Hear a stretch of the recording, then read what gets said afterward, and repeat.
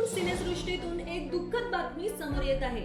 दाक्षिणात्य अभिनेता चंद्रकांत याने आत्महत्या करत आपलं जीवन संपवलं आहे. चंद्रकांत याची जवळची मैत्रीण आणि अभिनेत्री पवित्रा जयराम हिचा काही दिवसांपूर्वी कार अपघातात मृत्यू झाला होता. त्यानंतर अभिनेत्याने तेलंगणाच्या अलकापुरातील राहत्या घरी आत्महत्या केली आहे. चंद्रकांत याच्या मृत्यूने तेलुगू चित्रपट सृष्टीमध्ये हळहळ व्यक्त केली जात आहे. चंद्रकांत हा टेलिव्हिजन अभिनेता होता. चंद्रकांतची तेलुगू फिल्म इंडस्ट्रीमध्ये चंदू नावाने ओळख होती. त्याला ही ओळख 390 या सिरियल मधून मिळाली होती. त्या मालिकेत पवित्रा आणि चंद्रकांतने एकत्र काम केलं होतं. त्याच्या वडिलांनी दिलेल्या माहितीनुसार पवित्राच्या मृत्यूमुळे तो ताणतणावात होता. तो त्या तणावातून बाहेर निघण्याचा प्रयत्न करत होता.